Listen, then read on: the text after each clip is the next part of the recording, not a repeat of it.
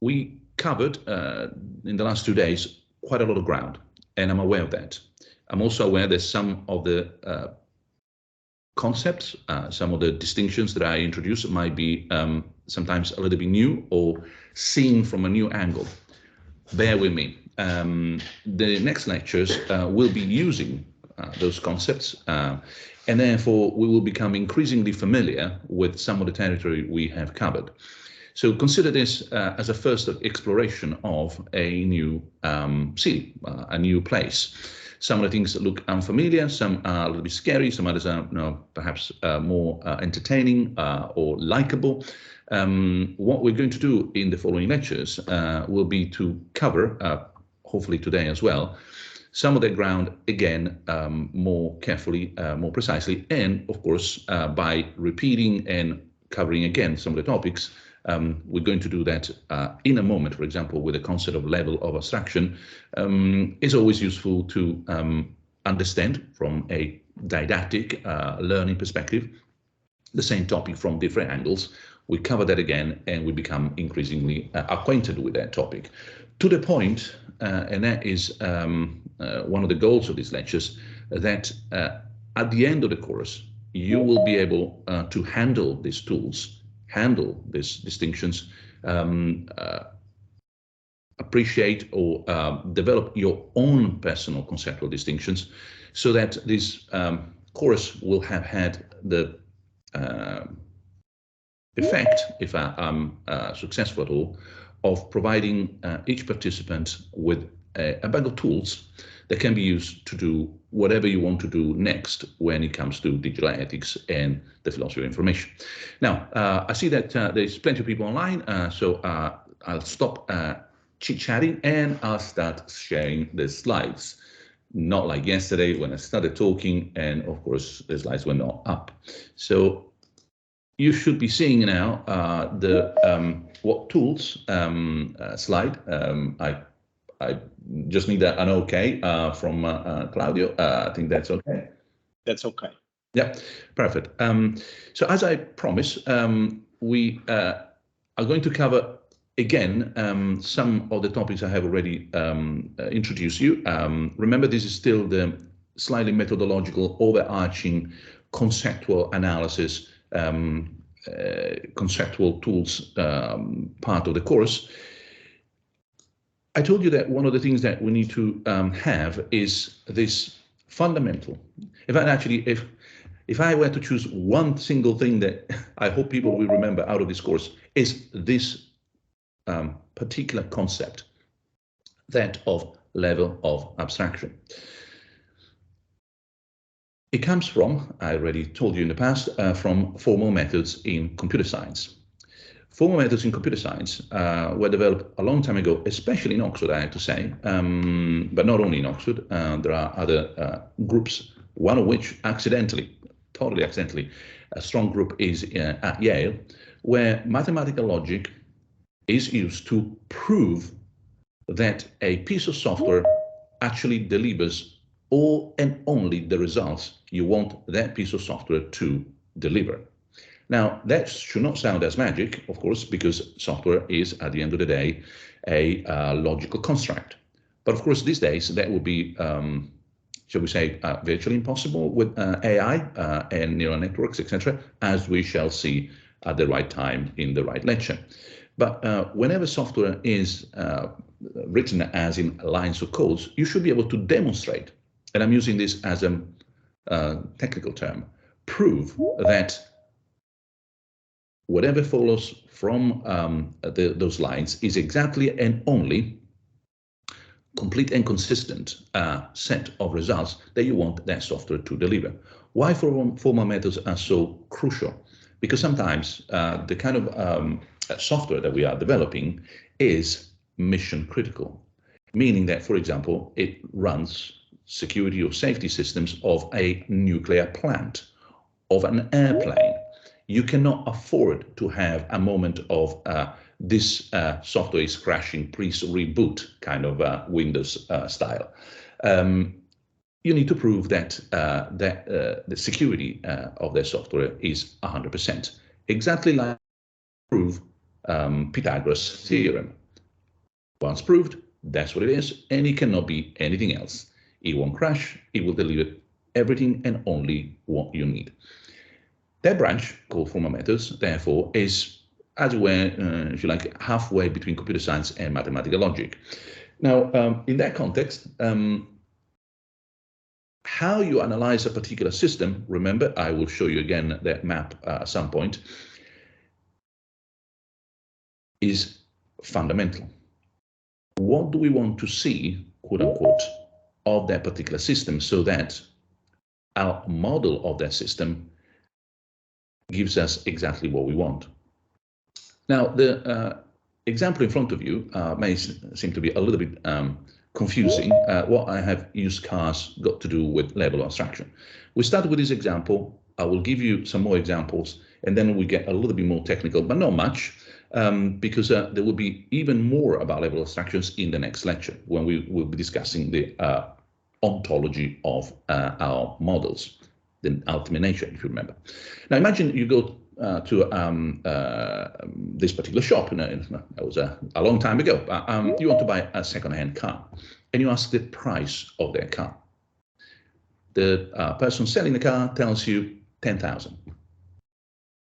10,000 what? You can't simply say 10,000. 10,000 camels, 10,000 euros, US dollars, pounds, any other currency. The 10,000 is in formal methods, in mathematical logic, is called the variable. It's something that is the x. For anyone who has done a little bit of maths in the past, is, okay, what's the variable value of their car? It could be 9,000, 10,000, etc. But what you're missing is the type of that variable. The type, in this particular case, given where we are and where I'm going, is dollars. So the dollars is the type, the particular number is the variable, and what you need to have in a model is a typed variable. In other words, you can model, for example, the value of a car, more on this in the next lecture, in terms of type variables, currency, and amount in figures rounded up to X numbers, etc. A model normally consists of many typed variables. If you have your mobile phone in front of you, you will see that it will show you certain kind of things, not others. It shows you, in other words, to you, some typed variables, not others. For example, in terms of colored icons of a certain size, perhaps order in terms of how often you use them, etc. Now, the next thing to understand, but I'll stop here because we need to simplify, is that once you have the type variables, remember that schema that we introduced a long time ago. It seems to be another day. Let me show you to you again, this one. Well, this is a transition between one state to another. Now, S1 is, in other words, a model that is made of type variables that change through time to S2, S3, S4. For example, back to the car. Imagine you go to the shop and ask for the value of their car. The guy says $10,000. Say, I don't like that. You go the next month and the value of their car has decreased. There has been a transition in the system from type variable such and such to type variable such and such. So you can not only model a car in terms of type variables, but you can also model the evolution of their car. For example, is now older. So the age of their car in terms of, once again, years according to a particular calendar and numbers has changed through a transition of their system. You can do this with chess. You can do this with your life. You can do that with a company. So once you have this ABC of how to model systems, everything becomes a little bit more understandable, and it is crucial. This is a classic, super classic, no, Wikipedia level way of not handling type variables properly. November 1999. That's the Mars Climate Orbiter. It crashes into Mars. It was 125 million at the time. That was a lot of money. And the reason was because Lockheed Martin used imperial units, NASA used metrics. They used the wrong type. The numbers, therefore, meant something completely different. They were, forgive me for the oversimplification, buying the same car, but one was talking dollars, the other one was talking, shall we say, euros or camels. Clearly, the whole thing went bananas, and boom, $125 million wasted.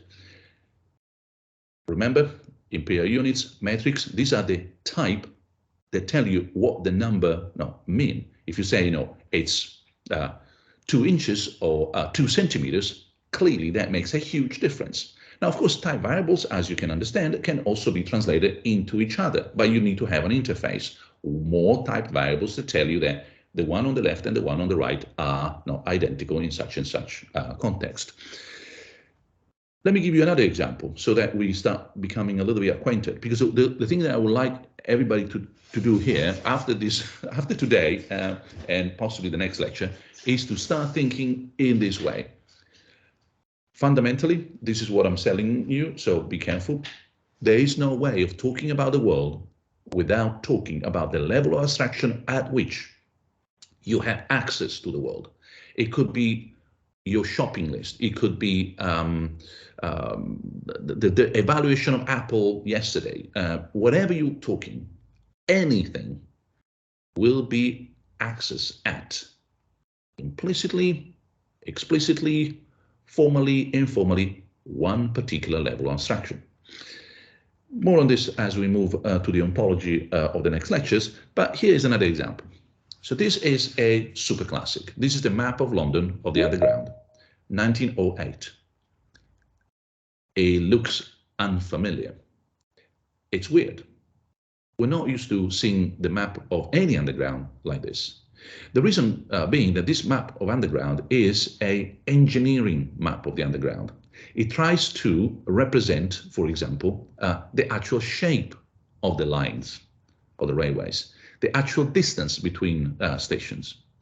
It's useful at one particular level of abstraction, which is the engineering level of abstraction, as close to that as possible, but it's really useless in terms of navigation. How do I move from one station to the next? So fast forward, and about 25 years later, in 1933, we have the first map of an underground that becomes the classic. Any underground in the world will be described this way. It's abstract, meaning that we have removed some details because we don't care as customers, as users. I'm not the engineer who needs to fix this underground.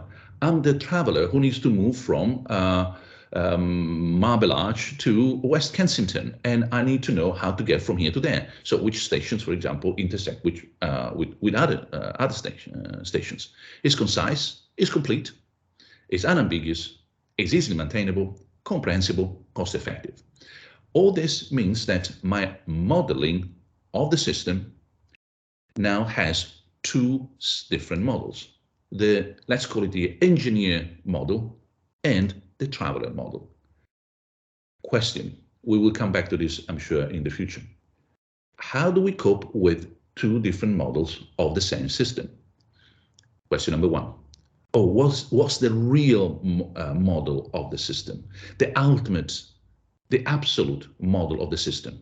Anyone asking that question has not understood the past 5 minutes. It's like asking the actual price of the car without being told what currency you get that price. It's ridiculous.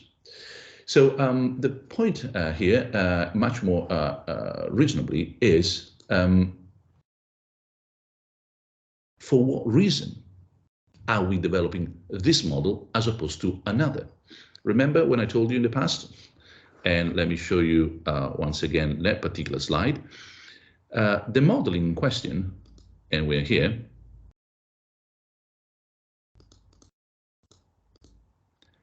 happens for a purpose.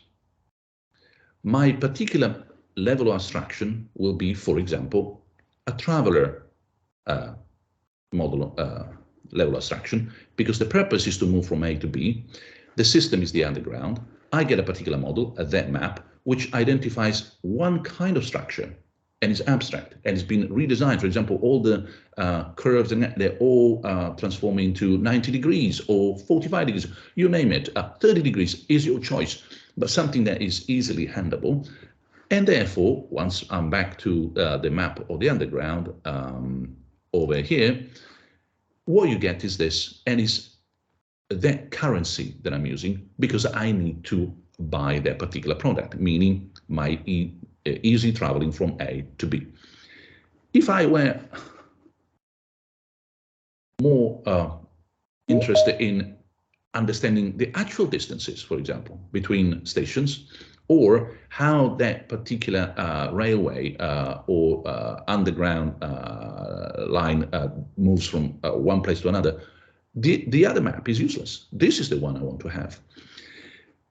So the first question, which is, what is the absolute map of the underground, is meaningless. Now mind that this is a very Kantian point. It's what Kant says about the Nomen, or the Ding an sich, well, to use a German term, the thing in itself. It's not that there is something mysterious out there, but it doesn't make any sense to ask what the absolute nature of being, capital B, is without telling me, no, what currency you're using. It's like asking what the size of something is without telling me, no, well, in imperial measures, in metrics, or how warm is the day. Yeah, but don't give me those Celsius. I just want to need the absolute value. As you can tell, it doesn't make any sense. Now, unfortunately, that Kantian lesson is lost for reasons that we might be able to investigate, maybe do the Q&A on another day. It's lost in German philosophy, Hegel onwards, Husserl as well. And Hegel, Husserl, Heidegger, maybe there's something about age philosophers, but these age philosophers, they all try to have access to the absolute nature of being, capital B. And try as they may, they always end up making a whole mess. Is just asking for the absolute price of a car without getting any currency. You just know anyone's game. 10,000, 5,000, no, 3,000. Well, if you don't tell me what is dollars or euros, no, we are as good as we were in the past. So that was point number one. Point number two, which I will now come back to in the next lecture. Oh, then we're dead. Anything goes. Oh, any map is good as any other map. Not really. Remember, the fundamental grounding of these maps is not in the nature of the system, but in the purpose for which I'm asking the questions. The grounding, therefore, is not ontological. I'm capturing the ultimate nature of the thing I'm discussing, but in the reasons why I'm asking that particular question. If I'm asking, how do I move from A to B? This is the right map, and the other one is the wrong map. This is the right answer, the other one is the wrong answer. So here, just for those of you who are not already scared enough in terms of how much philosophical implications we are covering with one single stroke, there's a whole debate about the nature of truth. Truth as correspondence. Now, the closer I am to the actual, between model and system, the better it is. But remember, there is no such thing as the ultimate model of the system. There are models that are more or less okay, depending on the questions we're asking. So that correspondence doesn't really quite work. Or mind, it doesn't work since Plato onwards, because if you like to describe something as the glass is on the table, that's fantastic. But if you want to have a correspondence theory when you have negative truths, you're definitely lost. What does correspond to, there is no horse in my room? A negative fact? Trust me, philosophers have made a huge mess of this by trying to defend this correspondence theory, which is intuitive to begin with, but then it doesn't quite work. Of course, other people will say, no, look, the whole business about truth is the coherence of the model. If the model makes sense internally, well, that is as good as it gets. Well, not really. I mean, this could be a completely coherent map of something that doesn't even exist, or is completely unrelated to the actual system in question. Imagine I'm using this map in New York. The map is utterly coherent. It has all those properties, abstract, concise, complete, etc. And it has nothing to do. I would be completely lost in New York trying to use the London Underground. So what is a third alternative here? Well, instead of going for correspondence or coherentism, you could go for a correctness theory of truth. Now, forgive me, this is my own contribution, so a bit of a self-advertising. We'll stop here immediately. But there is a matter of looking at the purpose for which or because of which you ask the question. And therefore, answers become either correct or incorrect. This is the correct answer to the question asked. Another map will be the incorrect answer.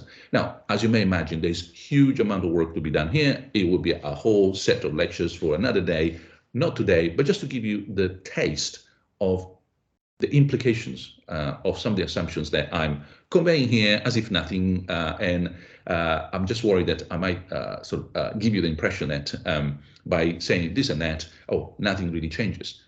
Depending on how you accept, reject, or object to what I'm saying, you will be moving towards a particular theory of truth and therefore lots of other implications, including, for example, whether you are more of a Kantian, there is no direct access to the system without having a model of the system, whatever the model is, or more of an H guy, Hegel, Husserl, Heidegger.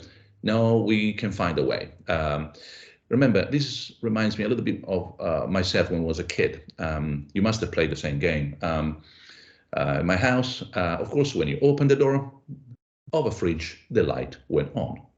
And of course, little Luciano was totally puzzled by the fact, is the light on when I don't open the door?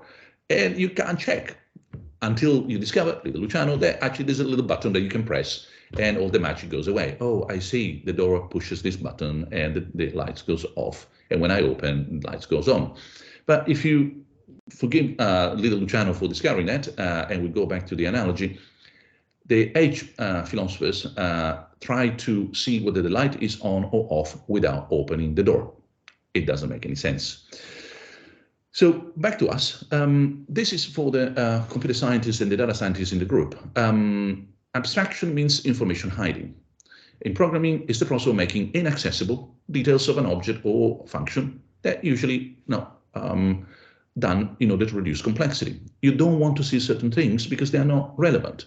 Back to us here, you really don't need to know the exact angles at which these railways meet. It's much easier to abstract from that particular point and decide, you know what, no, we make them all rather uniform. Because the whole point, you're not driving through here, the whole point is to know where, which railway station meets where, which other railway station. So once you have this abstraction as removal or presence of only those features that you are interested in, remember our features are type variables, but if you don't like that, features will be good, then you know that what we are describing is an interface. Technically, this is the interface, is a user interface to enable people to navigate the London Underground. And oversimplifying, although it's not exactly that way, but this is an engineer interface to be able to move from one station to the other, maybe fix it or decide that there's too much space between stations, etc. I quite remind that people who don't know how to use these maps, for example, think that the distance between points must be the same, because after all, this is a map. So if there are not just a few centimeters from A to B and the same amount of centimeters from B to C, surely the distance is the same. Surely not. This is a logical map. Sometimes you must have had a sort of unpleasant experience. It takes so long to get from A to B and so little to get from B to C, although on the map, the same distance, because it's abstract. Okay, so we have that. So an interface is, to be a little bit more precise, again, working around the concept that we need to be able to use, is an epistemic level of abstraction. It means that our body, and I will come back to this in the future with the next couple of lectures, is also in itself an interface towards the world. We perceive, hear, experience the world at the level of abstraction provided by this particular organism called a human being.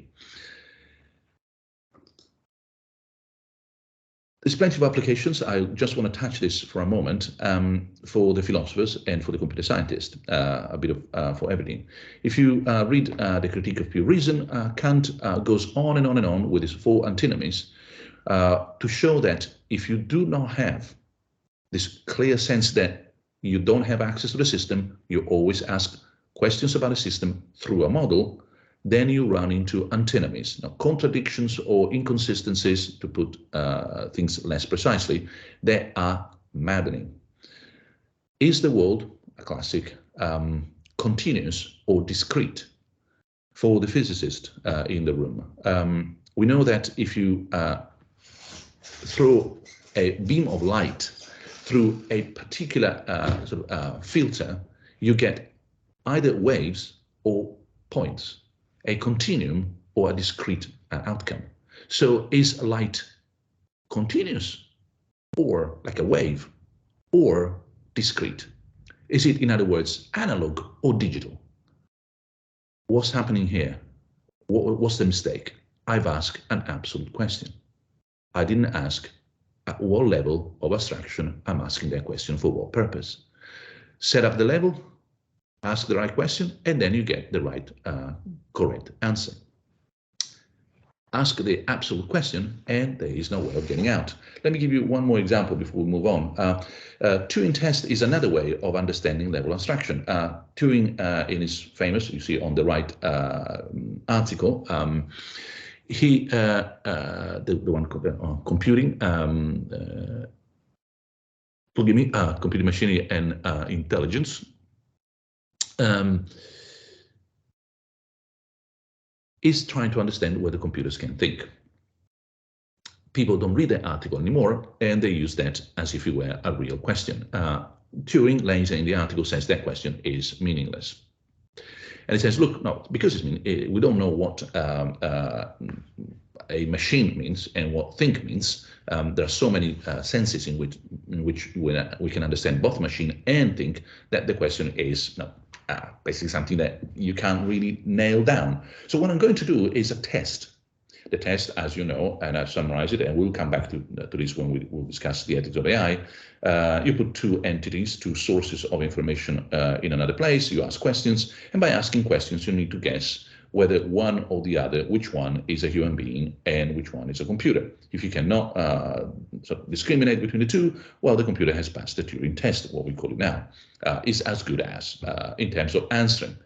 Lots of debate on this. We can spend more time on this point when it will be the right lecture. At this stage, notice what Turing is doing, is designing a particular interface to make sure that the questions become meaningful and therefore answerable, correct or incorrect, literally. So the interface is something, a veil. I don't see what is on the other side. The interface will allow only some questions, only for a certain amount of time, about 5 minutes. And he also says, well, it should be passing the test 70% of the time, etc. So you build the interface, and then you can ask questions in terms of, is my model okay or not with respect to the system? You don't have that, you try the absolute move, and you get into Kant's 4 antinomies, or all the mess of speculation freely available to anyone who wants to have a great time. Because trust me, talking about reality in itself is very enjoyable. It just doesn't make any sense. We're moving on because there are lots of other little bits of methodology that I want to share with you. Now, forget about all we said so far. This is a new page. We're still talking about the tools. When it comes to policy and design, and as I said, take everything I said so far, put it aside, we're moving to a new chapter. In order to make a difference to what we may describe as multi-agent systems, the gears on the right-hand side, I could be considered myself a multi-agent system with all the cells and the bacteria, etc., in my body.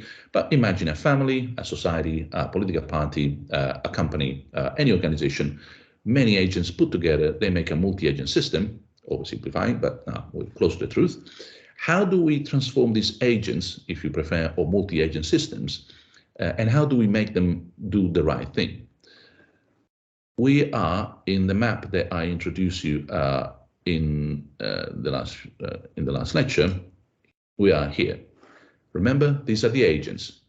I want to influence their actions. How do I do that? Now, as I told you, I like to focus more on the system states.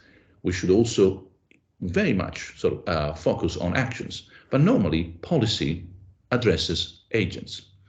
It might be easier, it might be because that's our tradition, but if you look at legislation, ethics, talks to agents to make sure that the actions and the systems are okay.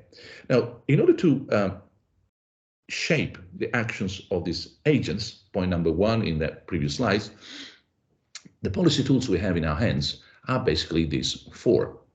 We can use competition and markets, say incentives and disincentives. You want to make sure that companies do the right thing? Well, maybe increase competition or give them a bonus. Make sure that they have, say, a tax relief in terms of green policies, etc. That is how you shape the behavior of that particular agent. We have self-regulation. We've seen this in the digital debate extensively. Remember, the first point was what the Clinton administration thought was necessary and sufficient to shape the future of the internet. When the internet and the web later on appeared, the view was that it was just a utility, big mistake, and like any other utility, the market had to develop, competition would take care of this, and then in case later on we would have legislation. Be like the way we treated the mobile phones and that particular market. Later on, once things didn't quite work that way, because footnote, the web and the digital are not just a utility, are much more than that. I told you at the beginning of this course, they are environments. You don't live on TV or on the radio, but you do spend time on the web, or these days even inside the metaverse, according to Apple and Meta, if we are to believe them. Reservations, but for another day. So since competition and markets are insufficient, for example, in the 90s, we started talking about self-regulation. Okay, well, the companies, the agents should really do something about their behavior. I remember discussions in Brussels, for example, in terms of age limit in having access to Facebook. And companies like Facebook were insisting that all that was required was self-regulation. Of course, the other policy tool is public opinion. You shape public opinion in a particular way, that will put pressure on the agents that react to public opinion. If public opinion decides that no matter what the competition says, no matter what self-regulation, something is okay, but something is not okay, well, partially because public opinion is also on the other side, the civil society side of the market, you will get a different shape of behavior. And finally, another major fundamental way of shaping the behavior of agents is, of course, legislation. I don't have to insist on this. No, change the rules of the game, and of course, you expect rational agents to behave accordingly. Now, I put those four in that particular order, not because, well, it's vaguely chronological in terms, for example, of how we approach the web, but they're all equally important. The word at the bottom is crucial. We design all of them. We design competition and markets, we design self-regulation, we design, mind, public opinion. There is no such thing as public opinion, full stop. There is a point where there is no public opinion, and public opinion gets designed. What happens is that once it is designed, it is pretty robust. It's hard to change it. Once your public opinion, for example, in Germany, becomes suspicious of any kind of nuclear power, and you shape that, we shape that, the society has shaped itself, etc., for good or bad, whatever the reasons are, the design has happened. Well, it's very difficult to invert that and say, well, you know what, actually, maybe we should reconsider. Now, independently of what you think in terms of the value or lack thereof, morally speaking or energetically, etc., of nuclear power, once the public opinion is there, it's very hard to reverse that process, meaning that the design of public opinion is super important at the very beginning. One more reason, as I hope we will have time to see in the following slides, following lectures, to be very careful in terms of freedom of speech, right of assembly, etc. All those things that actually tend to design and shape public opinion. Once that shape is there, well, it's very difficult to stop the mob assaulting the Capitol. It's too late. You've been messing around for too long. You design those forces. At some point, those forces will behave accordingly. Same with legislation. And I already remarked this in the Q&A the other day. We need to be very careful, and Europe is very careful, because legislation cuts very deeply in terms of how it shapes our behavior. All this leads us to another way of understanding this transformation. Now, suppose that we consider all four of this as a single way of transforming the behavior of our agents, our multi-agent systems. Call this, shall we say, the normative, broadly understood. Forces that say to the agents, you ought to do this, you ought not to do this. This normative approach has more or less oversimplified the following cascade. I put this in terms of business to customers, but it could be in any other way where some social construct here influences or transforms, changes, modifies, nudges the behavior of individuals and group of individuals. Business is easy because we're talking about digital ethics and because we're talking about the usual suspects. But no, we can transform this into any other equally valuable concept. We can start from ethics. Remember, that was a long time ago now, but as I told you, things come back. Let me show you the slide where this was introduced hours and hours ago in our conversation. Remember this slide, what ethics does with and to law, shapes, changes, interprets, more than required, less than allowed, etc. Well, this is what ethics does at the beginning of the normative cascade. Apologies, I need to find the slide. We're here. You got an ethical normative input that shapes the law, together with many other forces, etc. And in the more complicated way that I showed you in the other slide.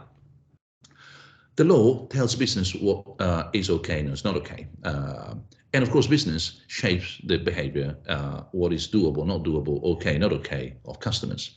Imagine the super simple case in which at some point, the older people in the group will remember, there was only one way of interacting with information on Facebook. It was either great or nothing at all. Well, that was exactly the constraint that you get here.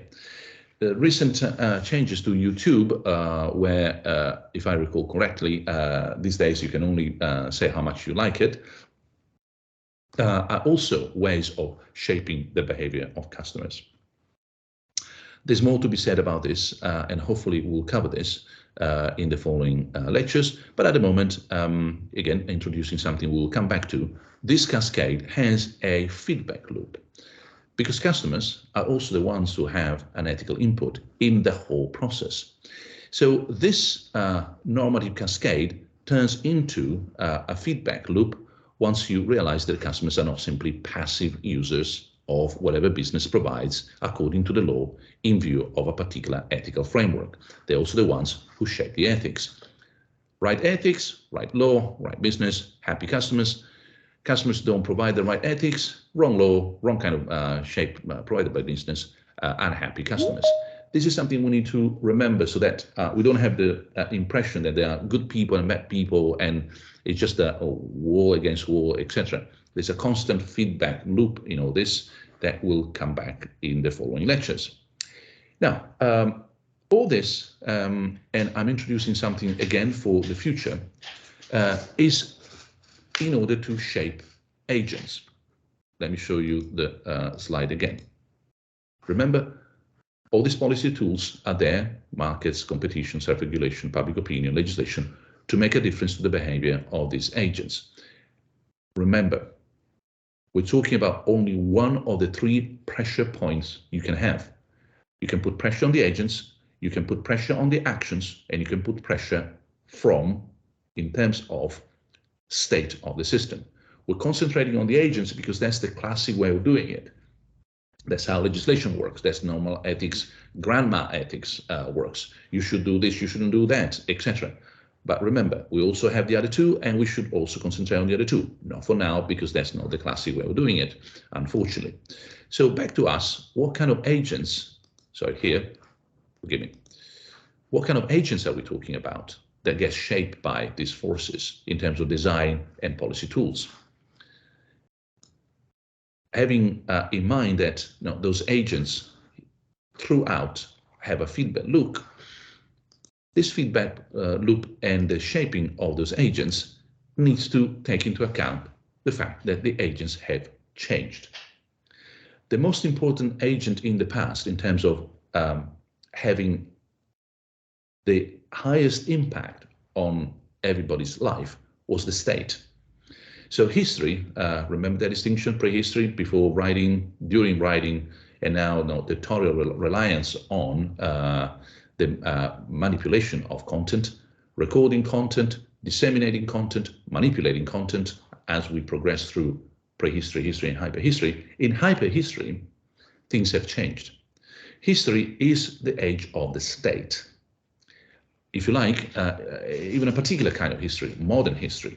Or you can try to treat, say, the Socratic Athens or the imperial Rome as state, but the real concept of state emerges in modernity with its organization, some kind of sovereignty handled in different ways, king, queens, and then parliament, and so on, the tripartite distinction of different powers, etc. Well, at that stage, the information agent is the state. Think about education, census, taxes, police records, legislation, press, intelligence. This is what most of the times Foucault has in mind, the state as the information agent. And unfortunately, Foucault is stuck with that story. In other words, he looks at the agent that has the power to control and punish as the state organization. It could be a small section or a small fragment. It could be, say, hospitals. It could be the police, but it's still the state versus the citizen. Now, hyperhistory is no longer, as a matter of fact, dominated by the state. It's dominated by many other agents that are equally, sometimes even more powerful than the state. We call them in a moment ago, multi-agent systems, because often they are made by more states. Some examples. The OECD is not a state, and yet it could be hugely influential. OPEC, petrol, hugely influential. It is not a state. The European Union, well, we don't even know in what way exactly the architecture works sometimes, because it's made of states, but it's not a confederate state. It's not a federation of states, and so on. So if you like to be gentle and kind, the Red Cross, the United Nations, NATO, these are all agents that are not the state. They have huge control of huge amount of information. So they are equally important in terms of being information agents. Those are the agents that we need to shape today. So imagine modernity as, going back here, the age when the multi-agent system is the state, France, Spain, United States, Russia, China, Japan, etc. And all these tools are being designed in order to shape those great agents to make sure that we send the world, our societies, nature around us in the right direction. Well, fast forward, and then at this stage, we are slightly confused because, well, there's not the entire history, and sometimes it's not even the right story to tell. Climate change will not be addressed in a historical way by having state A and state B coming together and doing this and that. It has to be hyper-historical. In other words, it has to address all the agencies in questions: OPEC, OECD, the Red Cross, the UN, NATO, if you want. The whole point becomes slightly more complicated, as we will see in the right sort of lecture, but also open to redesign. So whenever you read something from the past and you start hearing people talking about the state does this, the state does that, your antennas should go up immediately. Oh, this is so much historical, and is so much not in touch with our hyper-historical age, where as the age of multi-agent systems, they are no longer just the state as the only, say, big player on the chessboard. Now, with that out of the way, making some progress, what is all this for? Why do we do all this analysis? We covered all these topics in the lecture so far. What difference does it make? From what perspective? What mechanism we are talking about? What kind of tools? Remember the level of abstractions, the feedback loop, etc.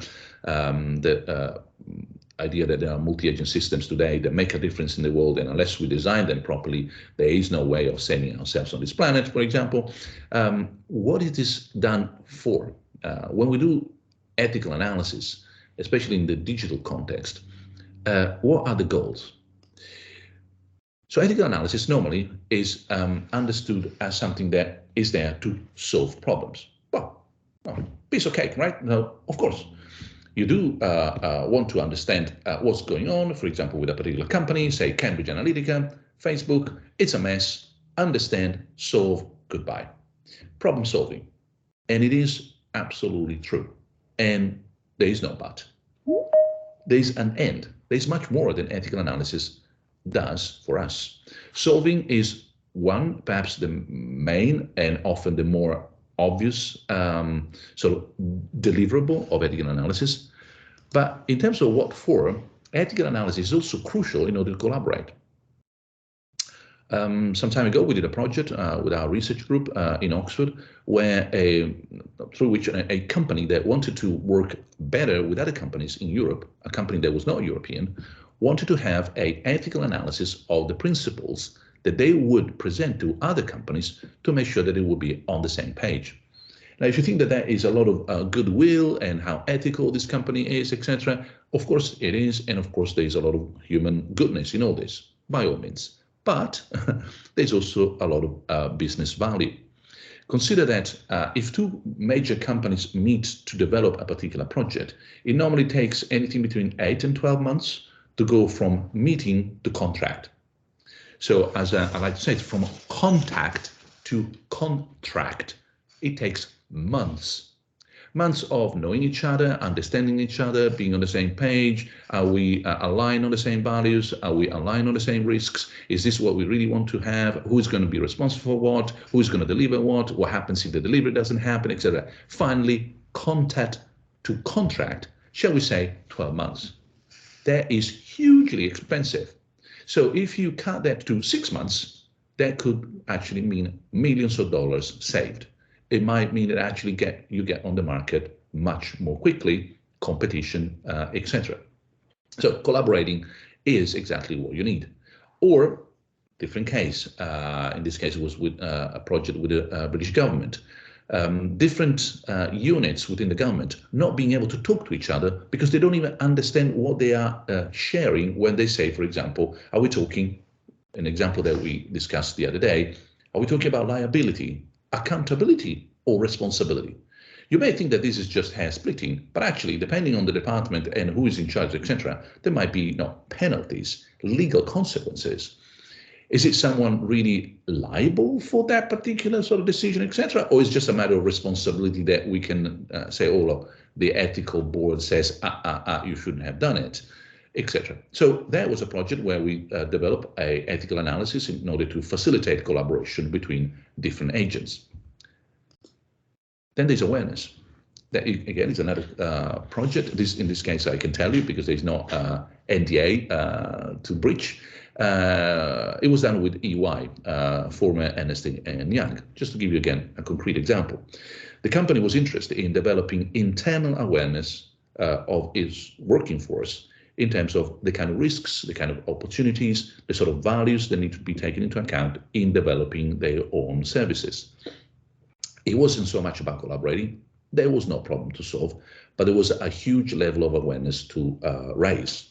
Now, raising that awareness meant also developing an internal app, something very simple, yes, no, the usual sort of traffic light, English style, green, red, amber, green, absolutely no problem with this kind of decisions. Red, don't even think about it. Amber, ask for advice.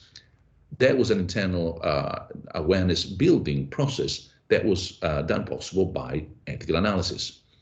And then the third thing is signaling.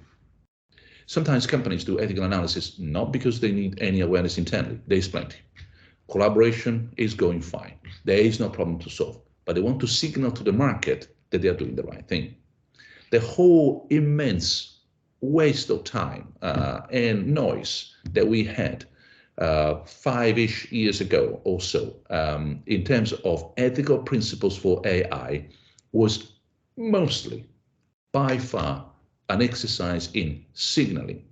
Of course, there was more building of awareness, some bit of collaboration, but not that much. Companies just did whatever they wanted to do anyway, and there was not much problem solving.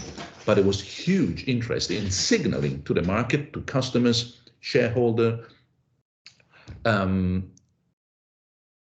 that the company was doing the right thing, that it was aware of the risks, that something had to be done, the action had been taken, the principles were in place, that there was a web page where something was said in terms of, say, accountability, transparency, etc., sustainability.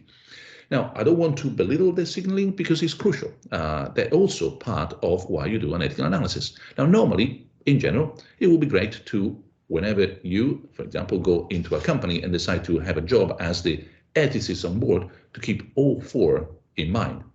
Am I developing my ethical analysis in order to solve some problem, increase, improve, facilitate collaboration, build awareness internally, or is this an exercise in signaling? And it could be all of them. Now, let me give you another sort of example of a signaling process these days. The Vatican developing and keeps sort of inviting universities to sign the Vatican Declaration about the principle of AI. There is no problem to solve there. There is not much collaboration in view, and the awareness, well, these are universities, people who, if they're going to sign, clearly the awareness is already there. It's a signaling sort of process. And it might be late, what I've been telling people for a while. That signaling game was 5 years ago, made sense. Today, much, much less. To have 100 universities sort of signing a particular document really doesn't signal anything apart from anyone on board and his uncle. Great. Now, back to us. I will come back to this point in the lecture on the ethics of AI, but let me sort of add a footnote, and I hope I will remember to come back to this. The current debate on existential risks caused by AI and all the noise that the makers of this AI are spreading in terms of how amazingly risky, extraordinarily dangerous what they are building is. Apart from the hypocritical approach, if you really think so, you should stop immediately. One thing that they could do is, instead of working so much on signaling for obvious marketing reasons, my AI is so powerful, is so amazing that could destroy the world. That's one way of, as it were, showing your muscles.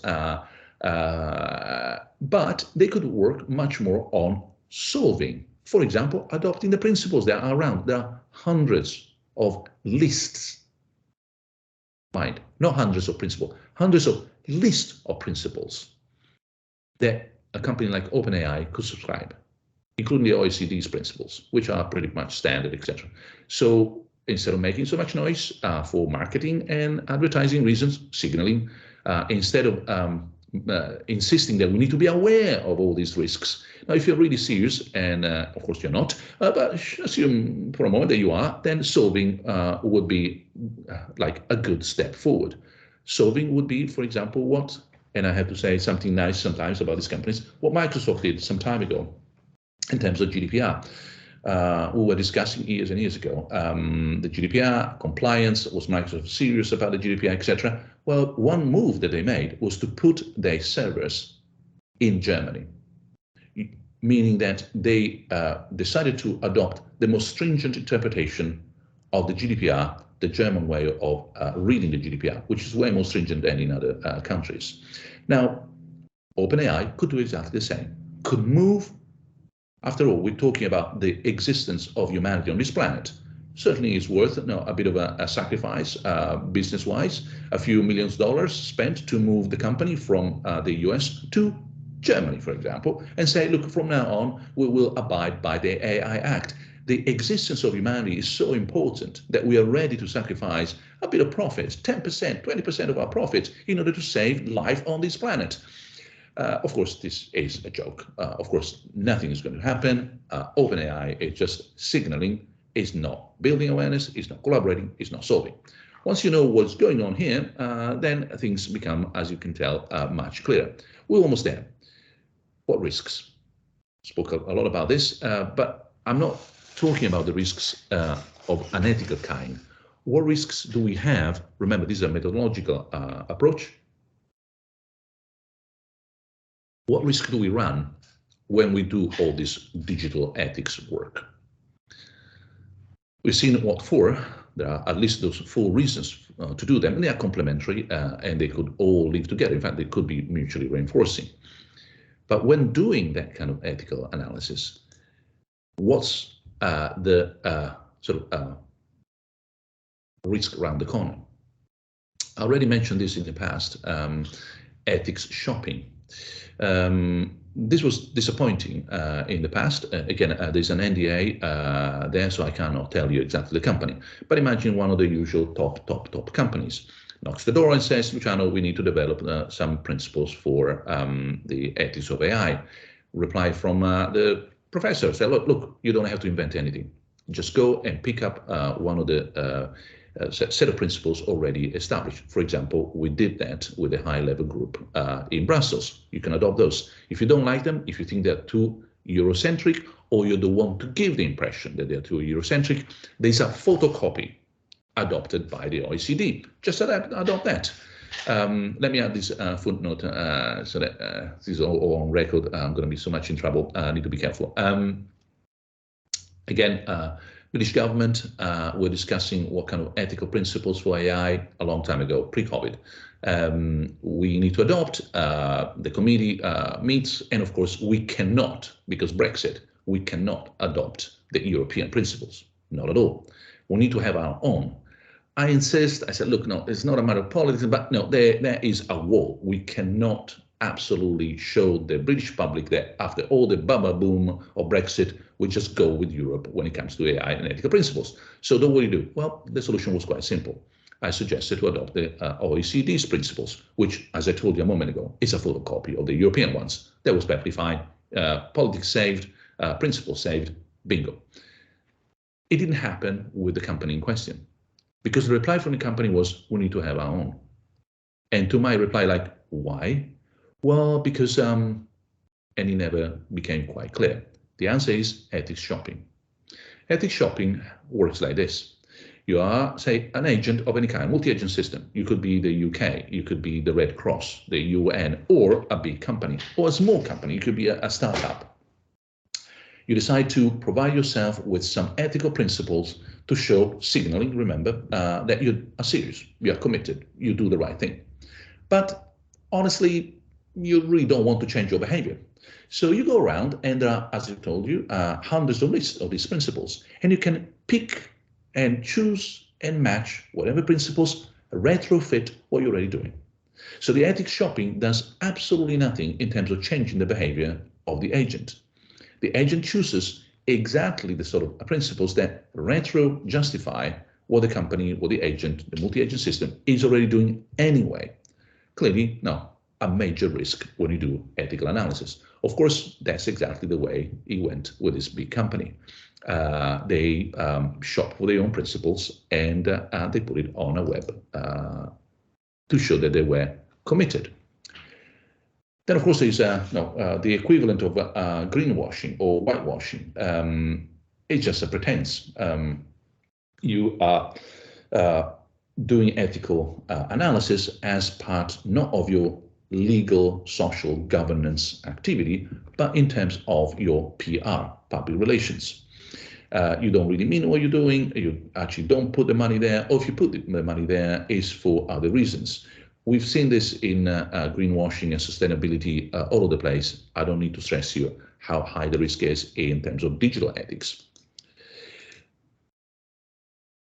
The other risk is lobbying. Lobbying in the European sense, not in the American sense. The American sense is not negative, or at least it shouldn't be. The founding fathers of US democracy saw what we call as lobbying as a way for groups to come together and make their voice heard by policymakers, by the lawmakers. Now, of course, that becomes transformed into a certain kind of groups. The more money you have, the more your voice is heard, etc., etc. It becomes a totally wrong way of making sure that groups can be represented. But originally, the idea wasn't so bad. Of course, today, lobbying has a very bad name, and rightly so. So that's why I call lobbying the European way of looking at lobbying. No one describes himself as a lobbyist in Brussels, if he can, or if they can, or if she can, because that's a bad name. Lobbying means exactly using digital ethics to shape the law in such a way that serves your purposes. There's a huge risk, and there is a lot of what we heard in the past years done by companies. Whether they do that or not, the impression is that they are when shaping the legislation passed by European lawmakers. In a concrete case, for example, when the high-level group on the ethics of AI was put together, there were some representatives from industry. The first accusation was that there was ethics lobby.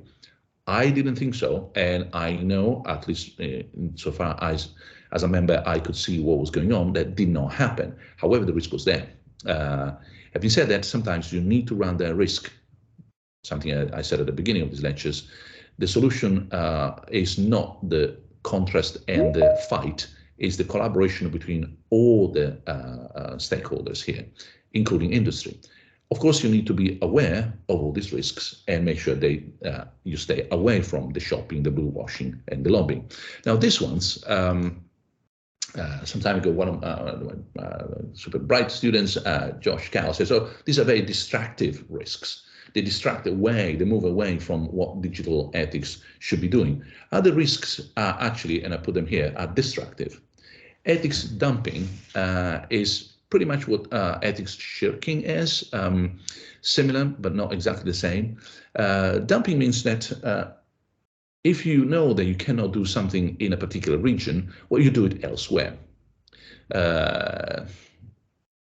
If you cannot train your software, your AI on say medical data of a certain kind, because say in Europe or in the UK, there is legislation, etc., or you go to another country, you collect plenty of data, legislation maybe is not in place, maybe it's not enforced, or it's weakly enforced, you do whatever you want, and you come back with a product. Now, once again, this is a real company. And again, I'm sorry that I have to be so vague, but trust me, if you look around for medical devices and where they are trained and on what data and how they are then sold back to places where that training would be illegal, well, that is exactly what we have here, ethics dumping. There is a bit of ethics dumping, if you like, not exactly. So in a minor sense, when it comes to Europe, for example, and genetically modified food. Europe doesn't have genetically modified food produced on the continent, but it imports huge quantities of genetically modified food. So in a way, we Europeans wash our hands, and as long as we don't produce it, we can consume it.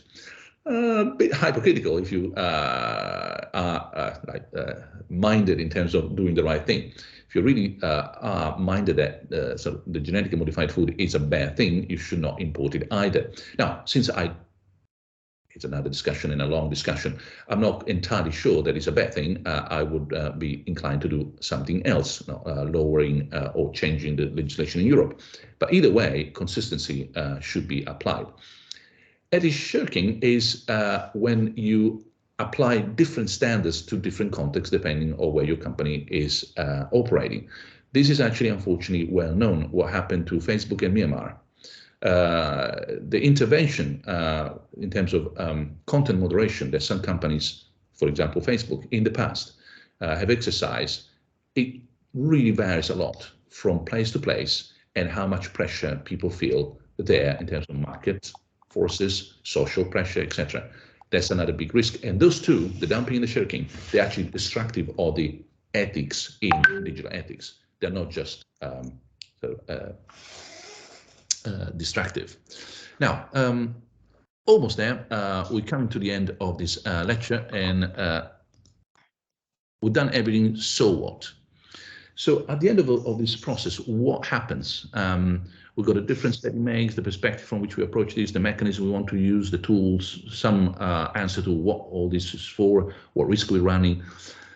The so what is that digital ethics can provide an impact assessment, to put it more in slightly legal terms, but essentially what we need to do is understand the consequences, the impact, the implications of this digital revolution, assess it, and make sure that we design things in such a way that they are, shall we say, less bad or much better. This means taking into account the feasible. Remember, this sounds, I won't show you the slide, but I want to emphasize this precisely because of the current debate, shall we say, the current noise on artificial intelligence. To the best of our understanding, and scientifically, technologically, what people talk about when they talk about real, general, universal, sort of the sci-fi AI, that is not feasible. It doesn't mean that it is impossible. We just cannot make it. Now, let me stress this point for a moment before I move on. One distinction and one reminder. The distinction, I already made it, let me stress it again, between what is logically possible and actually feasible in this case. Logically possible and possible, logically speaking, and plausible. Possible as in there is a chance that it might actually happen. Logically possible is you buying a lottery ticket and winning that lottery every time you buy that lottery ticket. Every day you buy a lottery ticket, and every day for the rest of your life you win that lottery. Is that possible?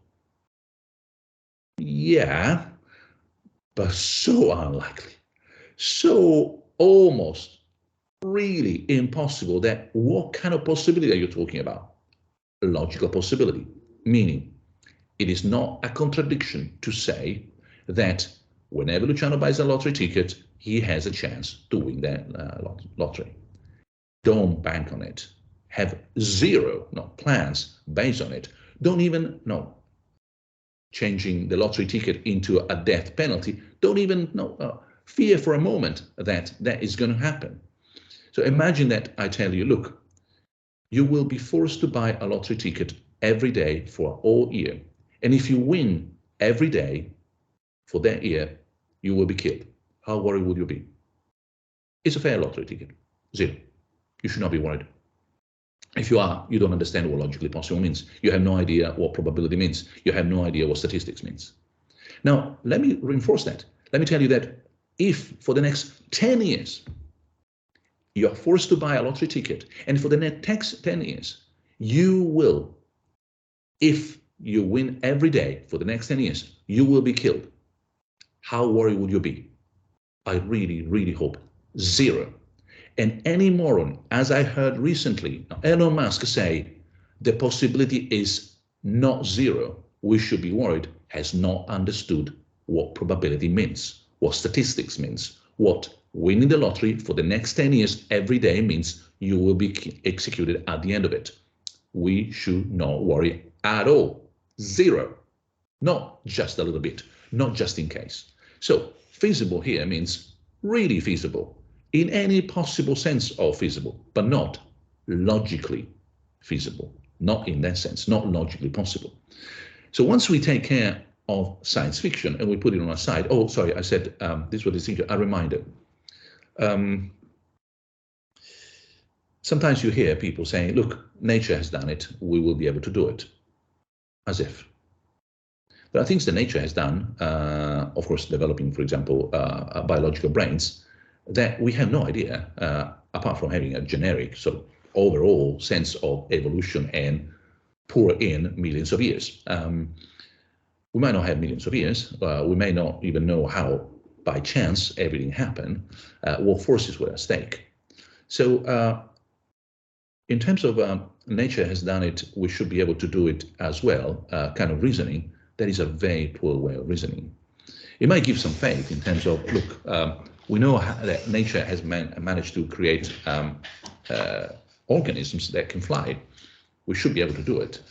Yes and no, because these days we don't fly like birds. No matter what Leonardo thought, if you look at the sketches, he really thought that we would one day fly like birds with really big wings and flapping around. Of course we're not. So what is feasible here means not logically feasible, because that we can leave that to science fiction, and it needs to be taken into account in terms of what is feasible by humanity, not by the universe. Well, the universe has managed to create the sun. There is no way that humanity can actually produce something like that kind of star, ever, no matter what Star Wars says. So feasible doesn't mean feasible by nature, and it doesn't mean logically feasible. It means feasible by us for the foreseeable future. That's what we concentrate on. Then sustainable. Sustainable is a point that needs to be stressed properly. Sustainable is a minimum requirement. It's not a goal, it's a threshold. Below sustainable, the Earth dies and we with this planet. I tend to remind people, and I've said this more than once, so forgive me if you heard me before. Sustainable is, imagine you're sustainable in terms of pain. You go to the dentist, and the dentist tells you, don't worry, Luciano, I'm going to be very careful. The pain will be sustainable. Would you go back to that dentist? I don't think so. I don't want to have sustainable pain. I want to have zero pain. In fact, I want to be healthy, at no pain, and possibly, an enormously enjoyable treatment. So sustainable for the kind of ethics that we're talking about means making sure that what we do doesn't kill the planet and humanity on it, doesn't kill society. It's a very low bar, and we're not jumping that low as we speak. We are below the sustainability threshold. This has to be reminded, because it means that being below the, don't worry, Luciano, the pain will be sustainable at the dentist. Socially acceptable. That's the next step. Of all that is feasible, that can be done, not logically, not by nature, but by us, and that respects at least minimally the sustainable threshold. It has to be socially acceptable, but above all, it should be socially preferable. Then our digital ethics impact assessment and our recommendations, our principles, the way we want to shape the world and society around us becomes something that we can look forward to. It's something that we would like to have, and if we didn't have it, we would like to achieve. Let me share this point with another analogy. Sometimes people ask me, what is a successful product for a company? It's not something that you buy, but it's something that you buy again. Behind me, there are some goggles and meta big stuff to go on the metaverse. I bought it because I wanted to make sure that I have the experience, I know what I'm talking about, etc., etc. Would I buy them again? No, totally useless.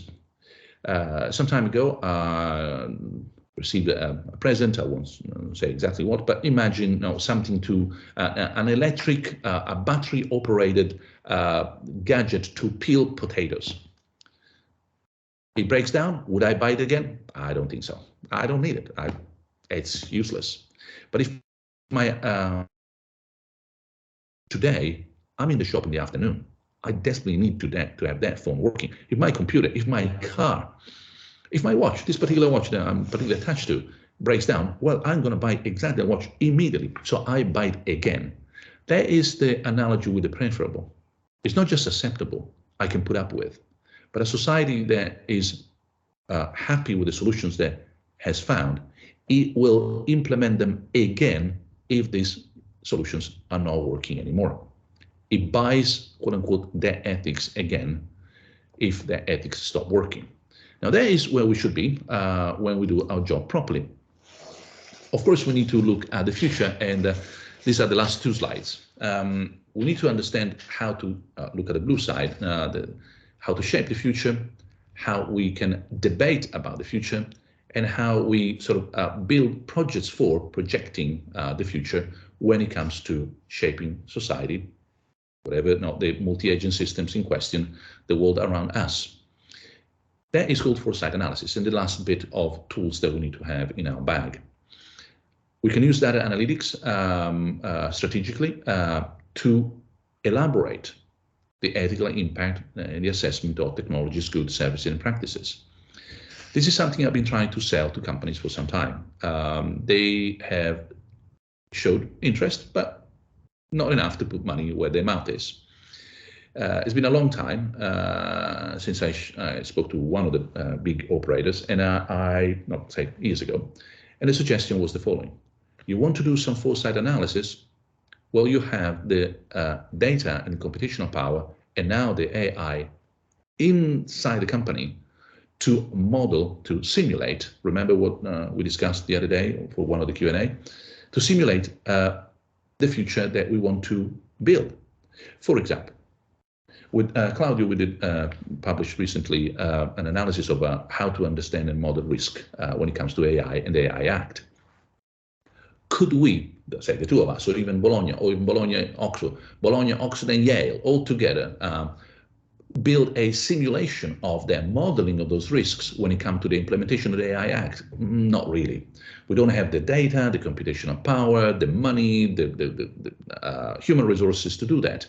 But a company that is, say, more than $1 billion worth, well, surely they could put a few hundred millions there to understand whether this works or doesn't. Now, today, of course, that is incredibly expensive, probably not feasible in terms of business model, but we're getting there. As I replied to one of the questions, the future will also see foresight analysis becoming more and more prominent because it will be more and more feasible, not just logically, not by nature, but by us with our own technology. And because we're talking about the future, this is the last slide for this lecture. So to summarize, this is a take-home message, so to speak, and I'm using Macbeth to convey the point. No, Shakespeare, unique. The picture you see at the bottom on the right is Banco meeting the three witches. When he meets them, he wants to know about the future. And he has this beautiful, amazing sentence. It says, you who can look into the seeds of time and say which grain will grow and which will not, please tell me, etc., etc. Of course, the witches will tell him in a rather cryptic way. Banco doesn't get it, and he ends badly, but that's another story. The point is that we're not trying to speculate about what the world will be like in 30 years. That is what futurologists do, and futurology is the new magic. Totally unreliable, a waste of time. Let me give you an example. Suppose you are in 1923. The First World War has just ended. Things are going decently well. Someone asks you, please, can you predict the world in 30 years? 1923, 1953. How many people do you think would have guessed a Second World War? Atomic bombs dropped on 2 cities. The Cold War. Impossible. Anyone would have had a crystal ball, would be a witch. Now, since witches are around and crystal balls have been sold out a long time ago, we can't do it. That is what you hear again and again and again. For example, about how many jobs will disappear given AI in 30 years. Ask the witches, the only ones who know. What we can do, though, and that is why Shakespeare is so good, is to look at the seeds we have already put in place, the consequences of what we have already done. That is not kind of guessing the future. It's more looking at the implications, the impact, the development of solutions, problems, attitudes, frameworks, etc., that we have already put in place or we are about to put in place. So, for example, some time ago, years ago, it was clear that AI legislation was coming. And again, not referring to a particular project that we did with a research group, it was clear that once the legislation was in place, someone would have been asked to check whether the compliance was there. Checking compliance is called auditing. So about 6 years ago, we started working on how to model the auditing of AI. In fact, one of the, one very bright student in our group is going to discuss his PhD thesis in a few weeks, and is on the PhD auditing of AI. Jacob. Well, Jacob started years ago. He didn't have a crystal ball. It was just a discussion we had. I said, Jacob, this is going to be fundamental. It's obvious. It's in the cards. There is no crystal ball. There is no witch involved. It is the seed we have already put in place, and that will grow. But back to us, digital ethics doesn't simply tries to understand which grain will grow and which will not. It also determines which one should grow and which should not. And that's the difference, if you like, with Shakespeare and predicting the future. So predicting the future is impossible, but looking at the consequences of what we already have here is definitely a matter of foresight analysis. But the foresight analysis is not just a matter of describing, it's also a matter of prescribing, determining, deciding what is right and what is wrong. And that is our responsibility as ethicists, say in this classroom, for example, but around the world. Making sure that it's not just a matter of understanding better the future, asking the right questions, but also acting on those questions. And for that, as I said, this is the last bit of our lecture today. I know that we have about half an hour for Q&A, but the next one will be more of what we discussed today. It will be about the nature of reality, and our understanding of the nature of reality has changed thanks to the digital revolution. But for now, this is the end of the lecture, and I leave the floor to a bit of Q&A, passing the mic to Claudio. Same rules apply. If you have questions, you can raise your hands. And let me remind everybody that we are recording.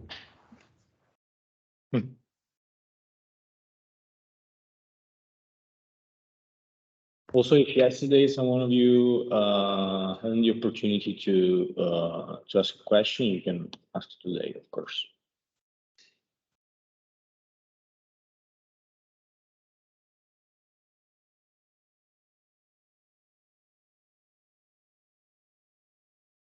It seems that today we don't have any questions. Happy to wait for a little bit longer. Oh, here's Vincenzo breaking ice. Yeah, actually, hello. It's a question about the recording, actually, because the concepts are so profound that I need to hear back them at least twice. So will the recording be available at some time? Yes, so let me repeat this. We said this at the beginning twice of the meeting, but you might have missed it. Sorry. So the recording is happening. It is available already to anyone from Bologna because it's on Bologna servers. So you need to have your Bologna email, if I am correct, to access the recording. However, for those of you who are not Bologna members, we will put, Claudia and I will put all this on my YouTube channel in a matter of weeks. We want to do this once in Bologna, so forgive me, we're not going to do it immediately, but just, well, consider many days, not many weeks. So yes, it will be there at some point. Once it's there, we will put and remind people through this meeting and in the chat about the link and the availability. And we will do that as we move through the lectures. So let me also remind people, just in case anyone missed it, that from next week onwards, hopefully, fingers crossed, if I get my passport back from the American consulate, I will be in Bologna and the lectures will be on live, just to crack the usual joke. So they will be both online and offline. Everybody is invited to join Claudio and myself in the room. It will be preferable, but those of you who cannot, then we will have this hybrid Teams support anyway. Please, Adriana. Yes, thank you. And morning, Professor Floridi. A very quick question about your concept, which I liked a lot, of multi-agent system that you mentioned before. We say that we moved from a state as an information agent to a multi-agent system as the information agent. In this view, could you position our big tech company, I'm talking about Google, Amazon, Microsoft, as new player, as the new multi-agent, as the information agent in this schema? Thank you. That is very helpful. Thank you so much. So it enables me to clarify the point. Let me take a step back and then forward. The step back is the following. The state as such, we often hear that the state is no longer a player, the age of the state is over, etc. That is not accurate enough. The state is still very much necessary. The difference is that it is no longer sufficient. That is the distinction. So we start from there, and then I address the question.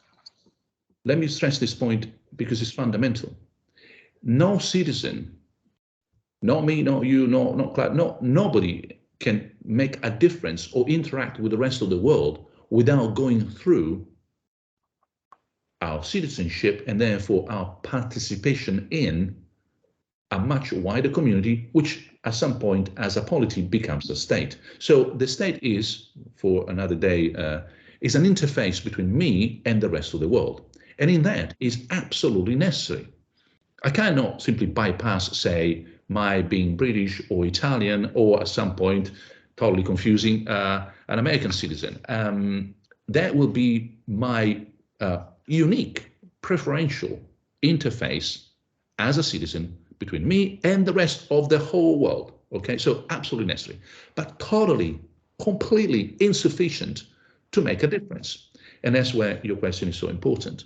Companies today are so influential. They've always been in the past, but much more today, both financially, in terms of lobbying, as we heard during the lecture, in terms of shaping their own rules, self-governing their own development, that they are the new or among the new players on the chessboard of international politics, trade, ethical debate.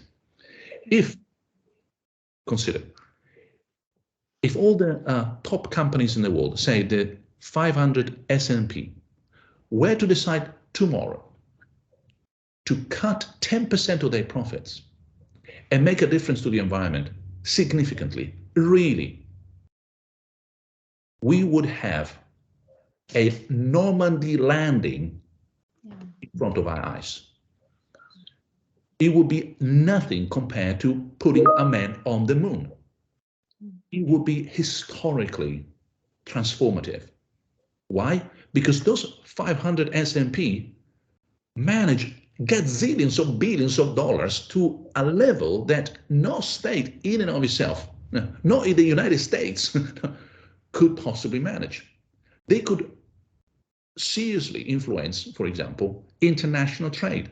They could make a difference to how China and the US and Europe interact on global climate change, on AI, etc. So this opens, as an answer to your question, the next question is, why is not happening? Is this a lack of opportunity or a lack of politics or goodwill? It's the latter. There is no goodwill enough, there is no politics enough to make sure that all these opportunities become a reality. So when I hear saying like, oh, it's too costly or it's technically not feasible, it's not true, simply not true.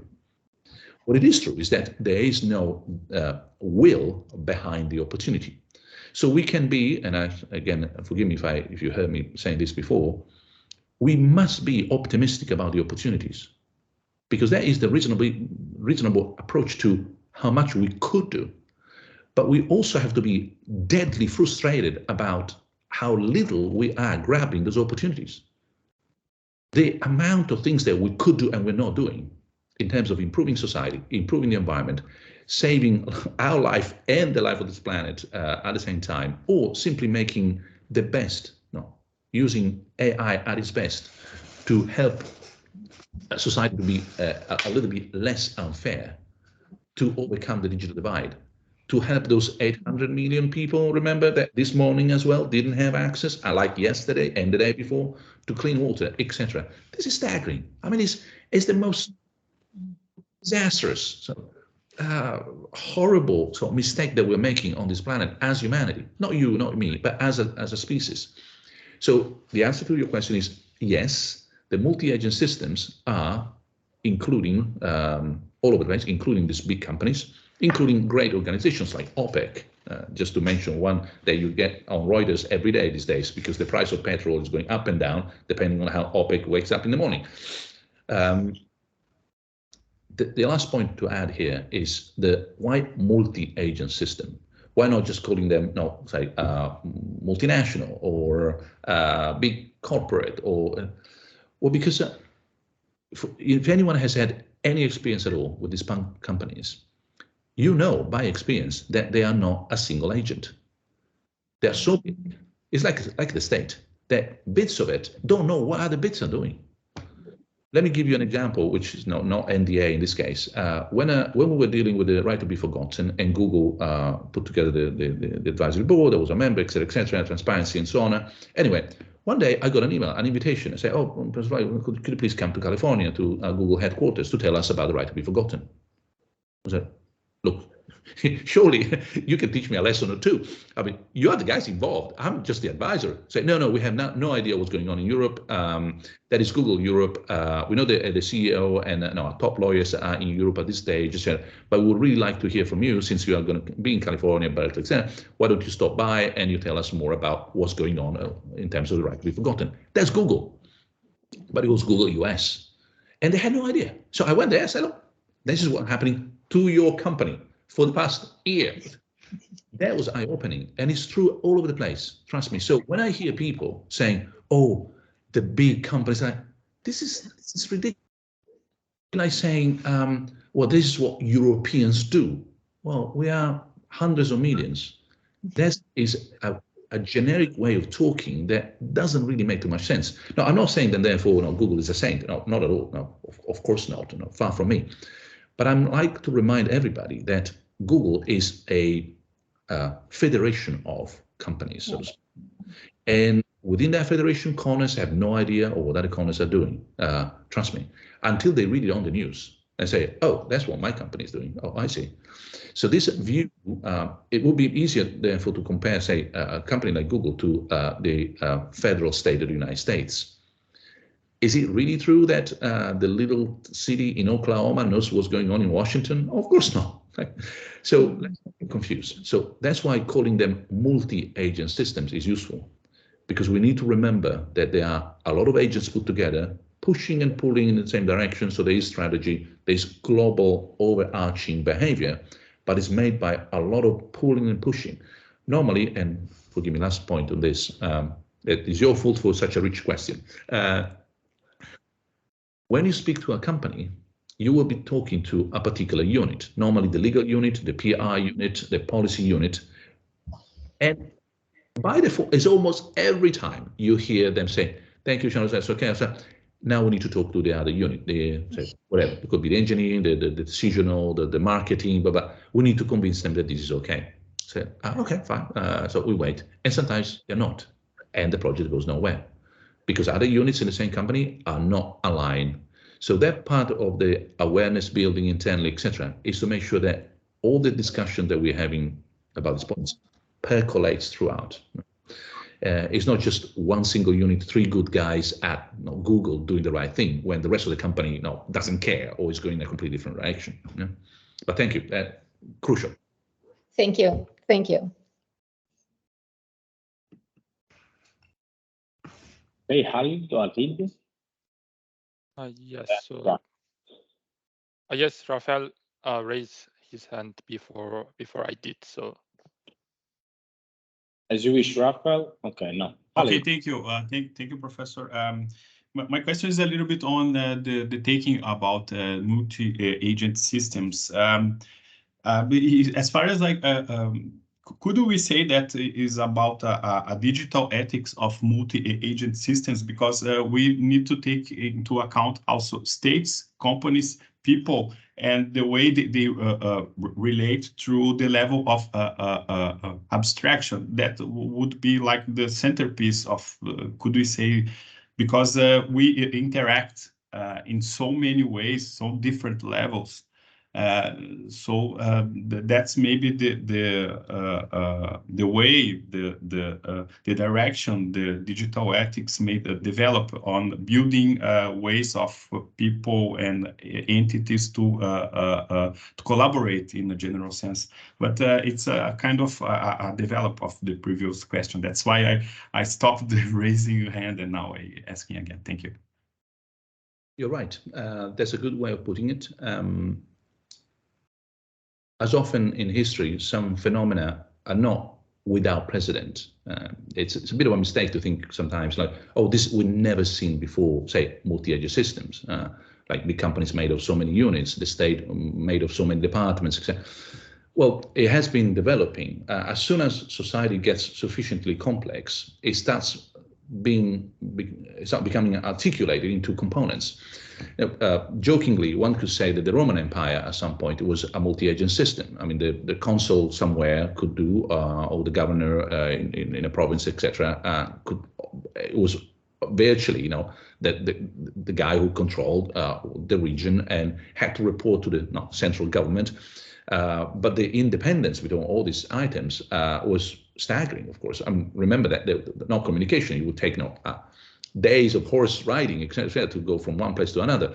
So once you have the Persian Empire, etc., or imagine after Alexander. I mean, that was just high school example, nothing more. But Alexander the Great builds this immense empire, and he dies, and all of a sudden the empire collapses into small kingdoms and small domains.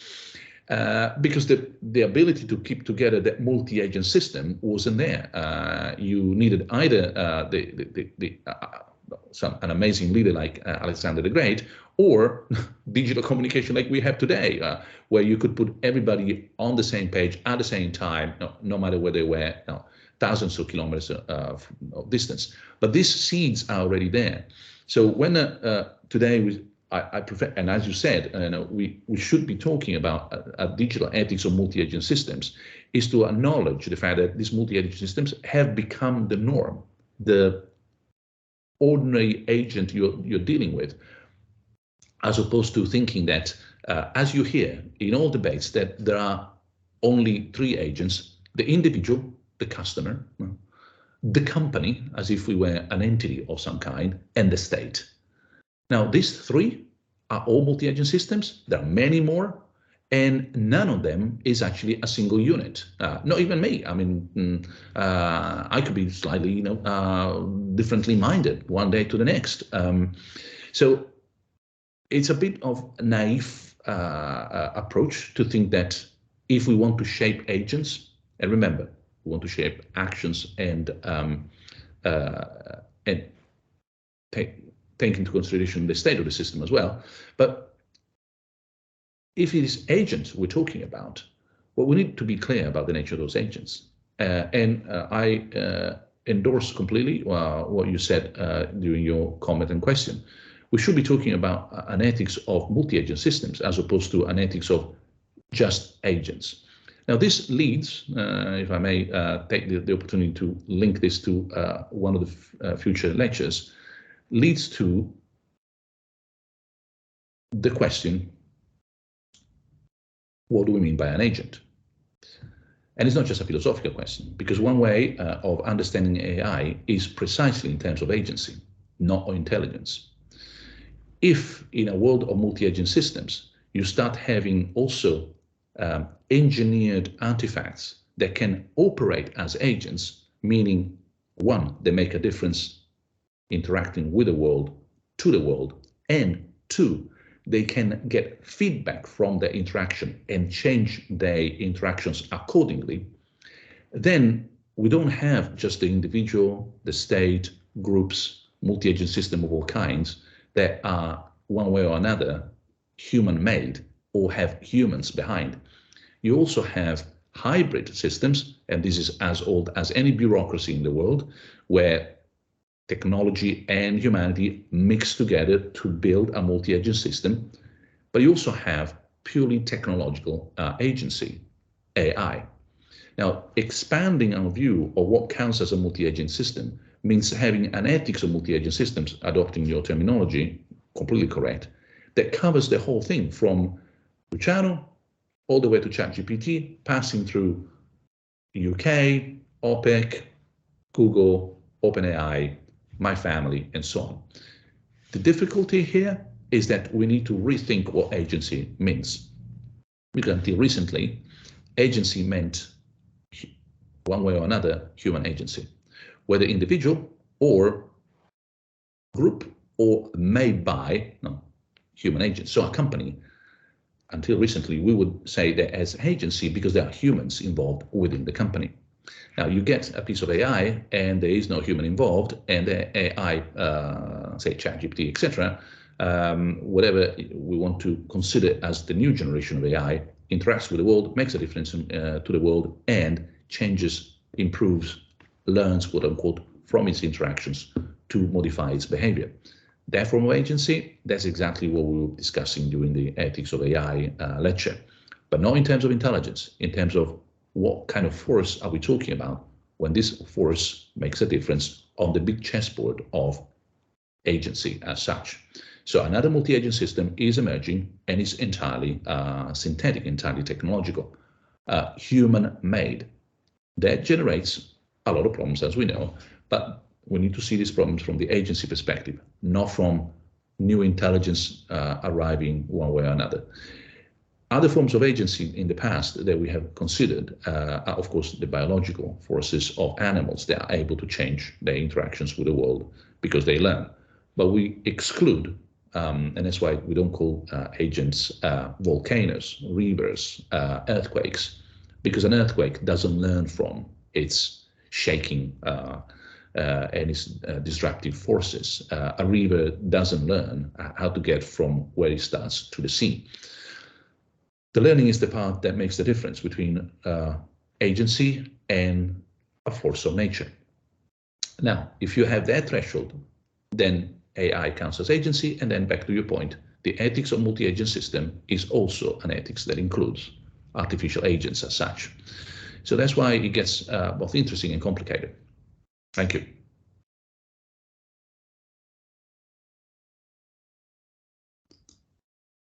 Last question, Khalid. Okay, yeah, thank you. Thanks a lot. Thanks a lot, Professor, for a very insightful presentation and all the explanations. So my question is related to digital ethics risks with destructive and destructive risks. So I was thinking whether it may be a good idea to, I don't know, a good idea, or maybe it is something that we should do to expand this list, because we hear, as you previously mentioned, that some people advocating the position that ethics is unnecessary, all we need is law. And on the other side, we see some companies or other players saying that all we need is ethics and we don't need any regulation. So this is why I was wondering if we should expand this list by adding, for example, ethics ignorance, something like ethics ignorance, and maybe something we may call as ethics push over regulation. So this is what I was wondering when I was hearing your explanations. Thank you. Well, thank you. Definitely, we can definitely expand it. I like your analysis. I wonder whether that could go under a more inclusive sense of ethics lobbying, both the positive and the negative. The positive in terms of pushing for good legislation, the negative in terms of making sure the legislation doesn't happen or is shaped around the needs of the lobbyist. But I agree with you. We can also expand that into one extra or more sort of cases. That's all. I mean, I agree. We can do more and better. In the paper, which you may find of some interest based on the analysis, the sort of points that you raise are included, if I remember correctly, under the lobbying and the blue washing. So they are repackaged under these two entries. But we might be, let me put it this way, you can take this mapping as one way of mapping the risks. There are different maps and they might be more granular, and more work is very welcome. The better we understand what ethical risks we might be running, the more likely perhaps is that we might have a chance to avoid them. So thank you, that's very helpful. I think we might be coming to the end of this day and lecture. So if Claudio agrees, I'm going to say goodbye to everybody. Have a great rest of the week. Next week, we will start with the new lecture, which it's lecture number 2 on the nature of reality. So thank you for joining us and hopefully see you in Bologna. Goodbye. Goodbye. Thank